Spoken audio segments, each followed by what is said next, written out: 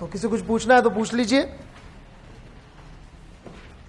नहीं तो 2D को टैकल कैसे करते हैं या एक से ज्यादा डिमेंशन के मोशन को कैसे टैकल करते हैं उसकी पहले हमें फिलॉसफी सीखनी है, फिर हम लोग वो जो एक प्रैक्टिकल प्रॉब्लम है कि हमने किस चीज को फेंका कितनी दूर जाके गिरेगी वो वाली चीज सॉल्व करेंगे। ठीक है भाई भवेश? ऑलराइट,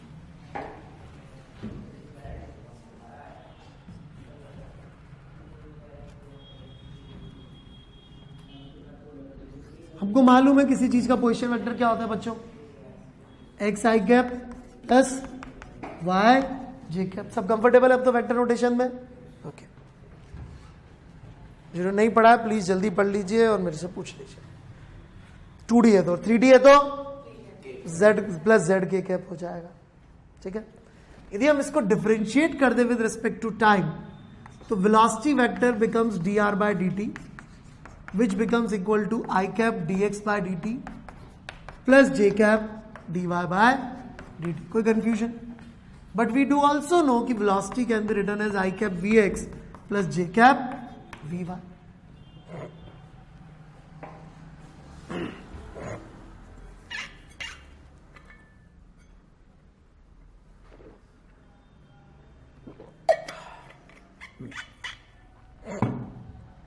ठीक है, now by comparison we can say that vx is equals to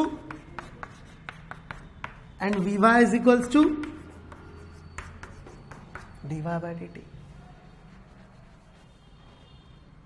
and if we differentiate these equations we will get this। समझाने की जरूरत नहीं है। So what we learn here is something really important। क्यों मैं फिर से कह रहा हूं, प्रोजेक्टाइल पे जेई में 10-12 साल में एक सवाल आया है, उसमें भी आधा प्रोजेक्टाइल लग रहा था, आधे से ज्यादा रिलेटिव मोशन लग रहा था। राइट, तो ये तो नहीं आने वाला प्रोजेक्टाइल मोशन तो, लेकिन यहां जो हम ये कॉन्सेप्ट सीखेंगे, क्या कॉन्सेप्ट, वो सबसे इंपॉर्टेंट चीज। और जो भी हम सीखेंगे प्रोजेक्टाइल में उसका पर्पस ये नहीं होगा कि हमारे रेंज का फॉर्मूला ये है, इसका फॉर्मूला वो है, वो कोई यूज नहीं आने वाला है। क्या यूज आने वाला है? Thought process. क्या थॉट प्रोसेस? वो सुनिए ध्यान से कि जब मेरे को 2 डायमेंशन मोशन की प्रॉब्लम सॉल्व करनी हो तो इनहेरेंटली वो डिफिकल्ट हो जाती है, क्योंकि हमने किसी चीज को फेंका हो, किसी कर्व वर्व पे जा रही है, पता नहीं क्या क्या कर रही है, very complex things are going on. We can simplify that complicated motion if we do this, कि हम उसके सिर्फ एक्स कोऑर्डिनेट पे यदि ध्यान दें और भूल जाए वाई में क्या हो रहा है तो कोई फर्क नहीं पड़ता। हम उसके एक्स कोऑर्डिनेट के मोशन को ऐसे सॉल्व कर सकते हैं जैसे कि वो एक्स में 1D मोशन कर रहा। क्यों? क्योंकि इस प्रॉब्लम में यदि मैं आपको दे दूं कि Vx is equal to 3, Ax is equal to 0, मैं आपसे पूछूं बताइए x एट टाइम 10 सेकेंड क्या होगा आंसर? 30। मैं बोलूं कि नहीं यार ay की value is e raise to power minus t, what is displacement in x is t is equal to 10, still 30। मैं बोलूं नहीं यार it is equal to e की power minus sine t, what is displacement in x at t is equal to 10, 30। वहां पे मैं कुछ भी तमाशे करते रहूं y के साथ, क्या हमारे x कोऑर्डिनेट की कैलकुलेशन के ऊपर y कोऑर्डिनेट की तरफ से कुछ भी फर्क वापस आ रहा है क्या? Is this affecting this part? Not at all. तो इसी बात को हम लोग समझते हैं और इसको फिजिक्स से समझना पड़ता है कि हम x के मोशन को y के मोशन से कंप्लीटली इंडिपेंडेंट करके प्रॉब्लम सॉल्व कर सकते हैं। We can think of motion in x as 1D motion, motion in y as another 1D motion, जिसका उसके x कोऑर्डिनेट के साथ कुछ भी हो रहा हो से कोई रिश्ता नाता नहीं है। They are completely independent of each other. So a 2D problem for us becomes a 1D problem for अस।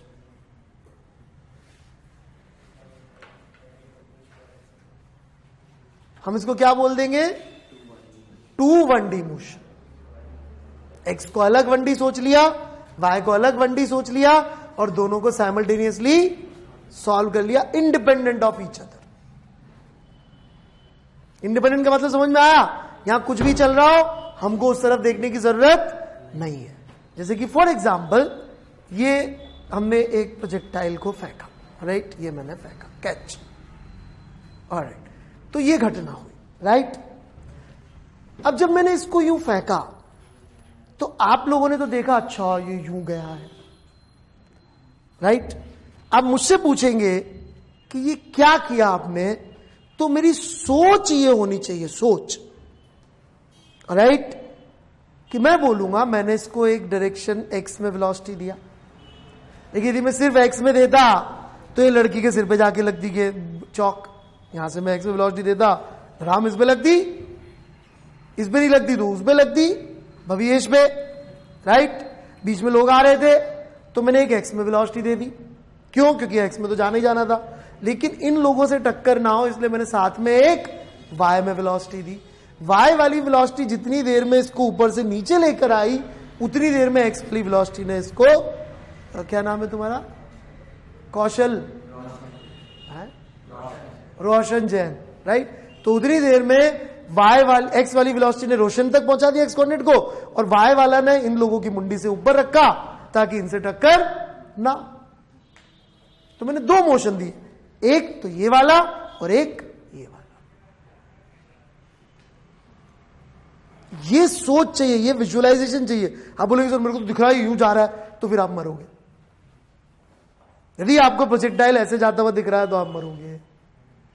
यदि आपको ये दिखता है नहीं, मैंने एक एक्स में वेलोसिटी दिया और एक वाई में वेलोसिटी दिया, और वो दोनों के परिणाम स्वरूप ये एक्स में भी चला और वाई में भी चला। समझ में आ रही मेरी बात? पक्का?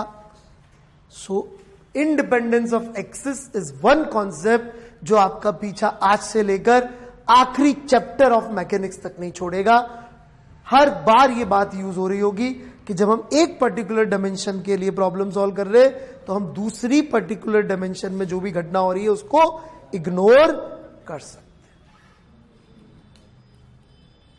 और ये हमें 3 डायमेंशन प्रॉब्लम सॉल्व करनी है तो it would be 3 1D problems. Only thing which connects them is time. हो सेम टाइम में रही है। जितनी देर में ये y कोऑर्डिनेट में ऊपर से नीचे आया एग्जैक्टली उतनी ही देर में x कोऑर्डिनेट रोशन के बराबर हो गया। यही तो हमारे को फेंकने में स्किल चाहिए कि मैंने यदि ऐसा y दे दिया कि रोशन के पहले पहुंचने से पहले ही इसके बराबर जब इसके सिर के ऊपर था तब y 0 हो जाए तो क्या होगा? सिर पे जाके लगेगी इसके बेचारे के। हो तो जाता है x तो आगे जाके उसके बराबर, लेकिन x होने से पहले ही y की वैल्यू वापस से 0 हो गई, इसके सिर के बराबर हो गया। Let's say this is our 0 of y, तो क्या फायदा हुआ? मतलब थोड़ा तो मजा आएगा, बट जो काम चाहते थे अपन की कैच हो जाए वहां पे कैच तो नहीं हुआ ना। नहीं समझ पक्का? अरे जैसे बैट्समैन है, बैटिंग कर रहा है तो उसको ये कैलकुलेट करना होता है कि भाई फील्डर खड़ा हुआ है और पीछे कोई नहीं है उसके, तो इसके सिर पे से निकल जाए बस। मेरी लाइन ऑफ क्या हो गया?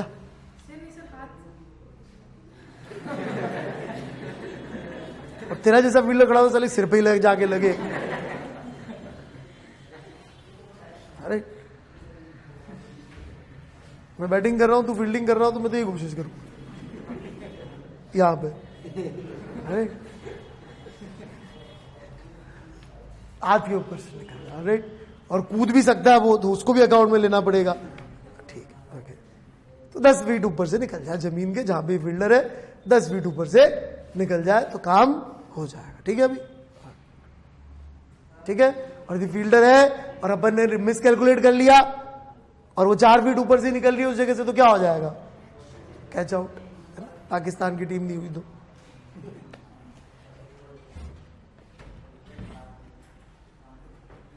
बढ़ू मैं आगे, क्लियर है बात?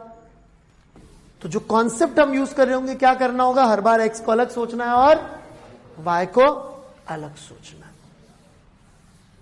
और एक ही चीज सीखनी है बस कि एक्स को अलग से सॉल्व कर लिया, वाई को अलग से सॉल्व कर लिया, और जैसी जरूरत पड़ी, टाइम चूंकि सेम है तो अपन ने उसको मिला दिया, यूज कर लिया। इधर का टाइम निकाल के इधर पुट कर सकते हैं, इधर का टाइम निकाल के इधर पुट कर सकते हैं, क्योंकि वो दोनों घटना सेम टाइम पे रही है। एक्स में जब ट्रेवल कर रहा है तभी वाई में भी ट्रेवल कर रहा है, तो ये हम लोग यूज कर रहे होंगे।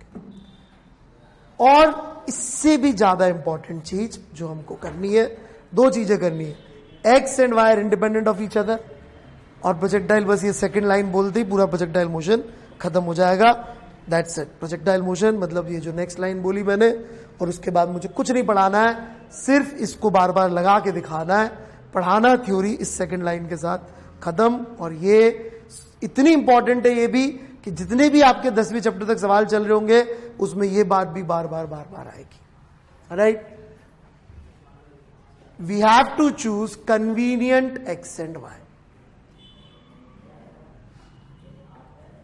हमारे पास पूरी फ्रीडम होती है एक्स एंड वाई चुनने की।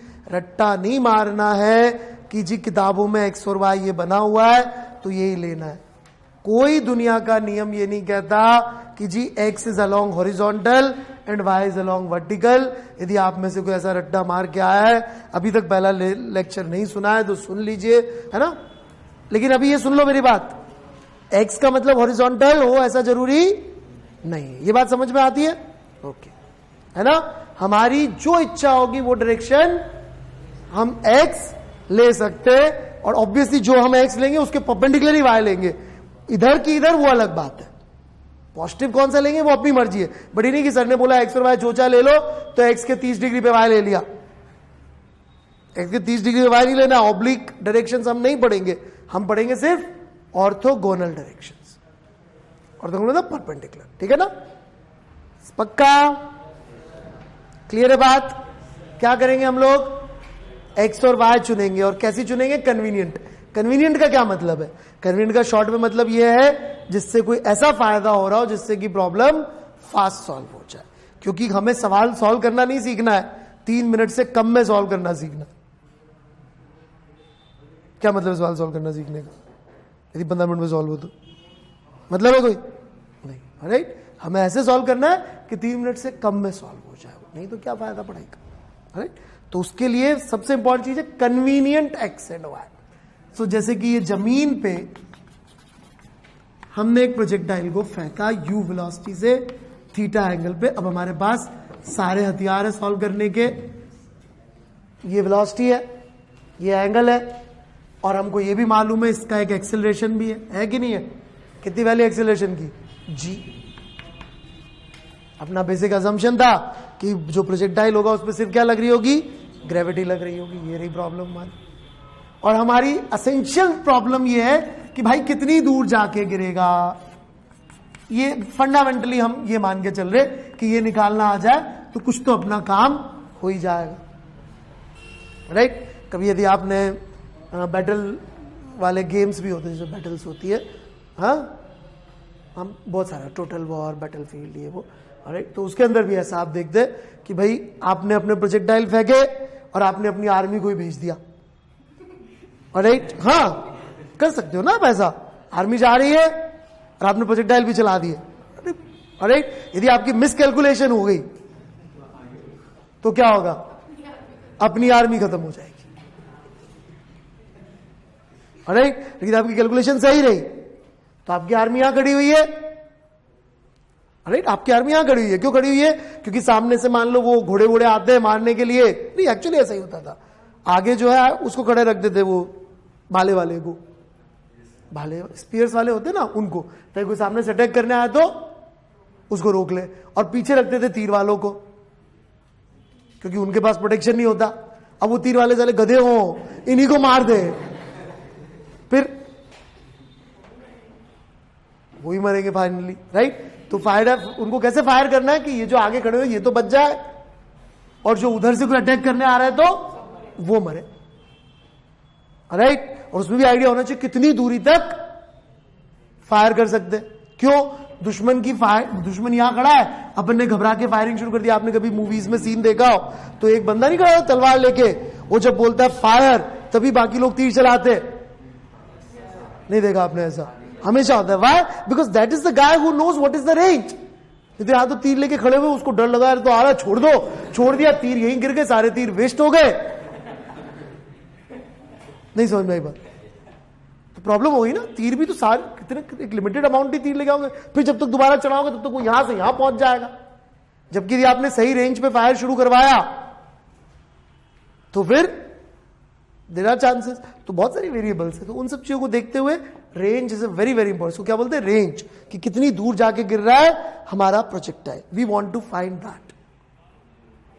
ऑलराइट, और मोशन कैसा है, यहां पे 2D साफ साफ दिख रहा है, यहां पे मोशन वन डायमेंशनल नहीं है। ओके, अब इसमें सबसे पहला सवाल यह है कि हम क्या x और क्या y लें और क्यों लें। यदि आप किताबें खोल के देखेंगे, कोई सी भी किताब आप उठा ले, तो उसमें बिना लॉजिक के ये बना देते हैं कि बच्चों ये x है, ये y है, रट्टा मार लो, काम चल जाएगा।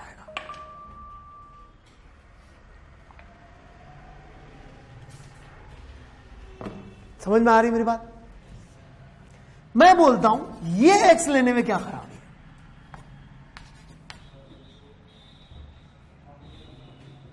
यदि हमने एक बार भी लॉजिक छोड़ दिया लाइफ में, तो फिर हमारी आदत पड़ जाएगी हर बार लॉजिक छोड़ने की। तो क्यों ना हम सबसे सिंपल प्रॉब्लम में लॉजिक पूछे कि हम क्या x और y ले रहे और क्या रीजन है उस x और y का। टू दिस 2 मिनट में आंसर देता हूं। राइट, लड़ाई में कई बार ओके, जैसे 1999 में कारगिल वॉर हुआ था, शायद सुना आपने, है ना, पाकिस्तानी चोर कहीं के पीछे से घुस के ऊपर बैठ गए थे। राइट, यहां पे इंडियन आर्टिलरी थी, आर्टिलरी मतलब तोप थी, राइट, बोफोर्स 155 mm, और वो इधर से तोप चलाते थे और अपनी आर्मी को ही भेजते थे, ऐसे ही नहीं कि तोप चला रहे बस मजे ले रहे, उससे कोई फायदा नहीं है।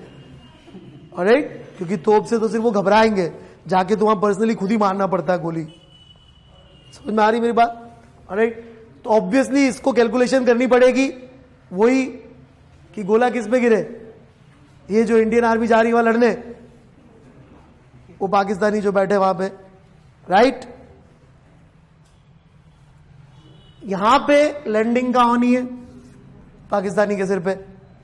राइट, इसमें एक्स वाई कौन सा लेते होंगे, what do you think and Y?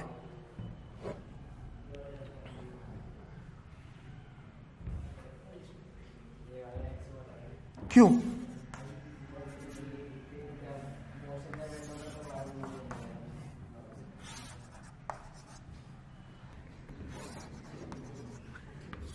तो तुम 3 बार मुझे, है ना, यदि समझ आ गया बहुत अच्छा। तो यहां पे अपन कौन सा एक्स और कौन सा वाई लेंगे और क्यों? जो इन्होंने बोला, यहां पर इंपॉर्टेंट बात ये नहीं है कि ग्रेविटी का कंपोनेंट ले पा रहे कि नहीं ले पा रहे। क्यों?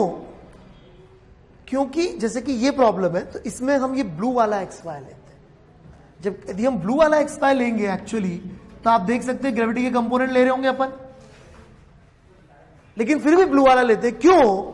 क्योंकि इसमें मोशन कब खत्म हो रहा है ये हम कम से कम एक कोऑर्डिनेट में तो सेफली बोल सकते हैं ना, कि y 0 होगा तब मोशन खत्म हो रहा है, यदि हमने ब्लू वाला y लिया तो। जबकि यदि अपने पिंक वाला y और x लिया है, तो लैंडिंग पॉइंट के लिए हम कोई कोऑर्डिनेट डिफाइन नहीं कर सकते प्योरली। ये जरूर कह सकते हैं कि y और x का रेशियो जब थीटा और फाई हो जाएगा तब लैंड करेगा। नहीं समझ में बात? जबकि हम यहां पे कह सकते हैं लैंडिंग कब करेगा, जब ब्लू के हिसाब सोचिए, जब y कोऑर्डिनेट 0 हो जाएगा। यहां पर भी हम क्या कह सकते हैं, मोशन कब खत्म होगा, जब y 0 हो जाएगा। जबकि इसको या किसी और डायरेक्शन को x y ले लेंगे तो हमको वो मोशन जो खत्म हो रहा है उसका कोऑर्डिनेट भी अननोन लिखना पड़ेगा। Unknown won't be that good for us. Unknowns में लिखेंगे प्रॉब्लम में मजा नहीं आएगा, you will not be able to solve it. Do you get what I am saying? Sure? Reason समझ में आया? यहां पे रीजन ये है बच्चों, अगले सवाल में कोई और रीजन हो जाएगा। आपको प्रॉब्लम को देख के सीखना पड़ेगा कि इस प्रॉब्लम में ये चीज इजी हो रही है ये एक्सेस चुनने से, और ये बहुत क्रिटिकल इंफॉर्मेशन है जो हमारे लिए इजी पड़ रही है यदि हमने ये एक्सेस चुनी तो। क्योंकि मैं ये सवाल में कभी आधे में एक्स वाई ये लूंगा, आधे में एक्स वाई में ये भी ले सकता हूं। डिपेंड करता है मुझे पूछ क्या रहे आप। इसलिए रट्टा मत मारना। यदि कोई रट्टा मार के बैठ गया कि ब्लू जिंदाबाद, पिंक मुर्दाबाद, तो मैं इसमें पिंक और ब्लू दोनों यूज कर रहा हूं, depending on what is asked of. तो हमको सोचना पड़ेगा। सबसे इंपॉर्टेंट बात यह है, हम आंखें बंद करके एक्स वाई चूज नहीं कर सकते, प्रॉब्लम के हिसाब से देखना पड़ेगा। समझ में आई मेरी बात कि ये प्रॉब्लम क्या कह रही है। हो सकता है हमको इंक्लाइन प्लेन ना दे, पर सवाल ही कुछ ऐसा पूछ रखा हो कि जिस डायरेक्शन में, मतलब इधर कोई कोऑर्डिनेट है, वहां पे गेंद हिट करे कि ना करे, तो हो सकता है हमारे को उस लाइन के लॉन्ग एक्स वाई लेना ज्यादा इजी पड़े। नहीं समझ में आई बात? सब कुछ डिस्क्रिप्शन ऐसा है, पर सवाल में बोला यहां चिड़िया बैठी हुई है, चिड़िया को हिट करे कि ना करे, चिड़िया यहां बैठी हुई है ऊपर। तो यार फिर चिड़िया के केस में तो ऐसा करो, इसको ले लो एक्स और इसको ले लो वाई। क्यों, क्या फायदा होगा? क्योंकि चिड़िया को हिट करेगी तो वाई कोऑर्डिनेट 0 हो जाएगा। हमें क्या मतलब लैंडिंग से? तो डिपेंड्स ऑन प्रॉब्लम। चिड़िया नहीं बैठी हुई है, हम ऊपर बैठे हुए हैं, यहां पे बंदर बैठा हुआ है, नहीं पर इंसान हमें वटेवर, अरे हम ऊपर यहां पे कोई बैठा हुआ है, जहाज आ रहा है, राइट? अरे शिप है यार, ये उसके ऊपर क्लिफ पे गन लगा रखी, शिप खड़ा हुआ है, इससे गन से इसको उड़ाना है, तो फिर हमारे लिए ये एक्स वाई अच्छा है। तो प्रॉब्लम पे डिपेंड करता है। हो सकता है किसी और सिचुएशन में तो हमको ये एक्स वाई लेना अच्छा रहे। So that is always you have to go by problem. वही मैं आपको सिखाऊंगा कि हाउ टू चूज एक्सेस। थोड़े बहुत मैं सिखाऊंगा, लेकिन जब सवाल आएगा अल्टीमेटली दिमाग आपको अपना ही लगाना पड़ेगा। जेईई में मैं आपको दिमाग नहीं दे सकता, मैं आपको बता सकता हूं कि भाई किस चीज में दिमाग लगाना चाहिए, कहां दिमाग इन्वेस्ट करना, और वो है choosing the axes. You have to choose axes which is relevant to the problem.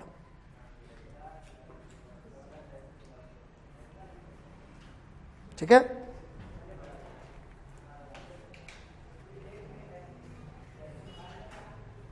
दो बार और लिख लो। जब समझ में नहीं आया क्या लिखना है तो न्यूटन की जे लिख लो 10 बार 11 बार, है ना? जब भी ऐसा लगे कि अब समझ में नहीं आ रहा क्या लिखूं, सब समझ में आ गया, 11 बार न्यूटन की जय। ठीक है? क्या लिखोगे 11 बार भविष्य? हाँ, न्यूटन की जय। जब भी समझ में नहीं, एग्जाम में तुक्का ही मारना हो, सवाल समझ में नहीं आ रहा हो, न्यूटन की जय लिख के तुक्का मारना सही होगा। हाँ, बच्चों ने क्या बताया, उन्होंने मेरे को किसी मैंने तुक्का मारा, न्यूटन की जय लिख के, आपने कहा था सवाल समझ में नहीं आता न्यूटन की जय लिख लिया करो, मैं न्यूटन की जय लिख के तुक्का मार दिया, सही होगा 3 सवाल।